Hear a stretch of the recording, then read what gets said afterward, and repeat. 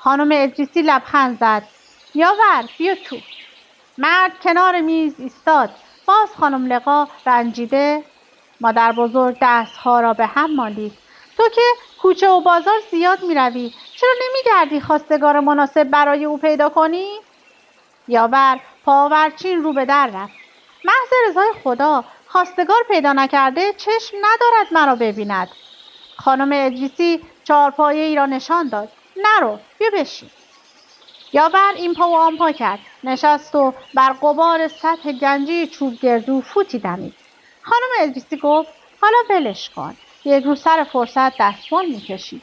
چه فرصتی؟ خانه به این بزرگی چند کارگر لازم دارد.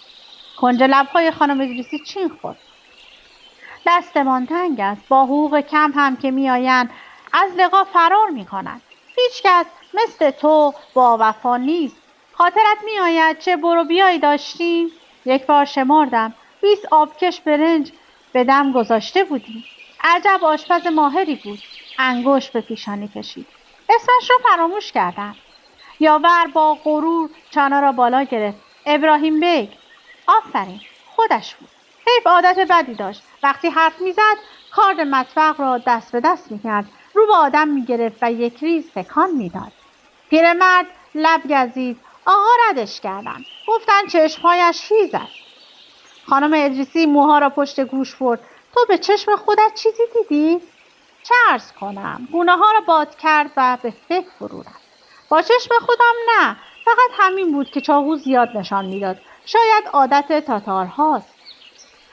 خانم ادریسی برآشفت. چه مزخرفاتی! عادت تاتارها کدام است؟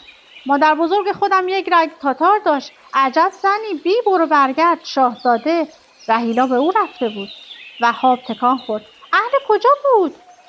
دور و بر کریمه چه صدایی داشت؟ مثل بلبل. وقتی بلند میخوان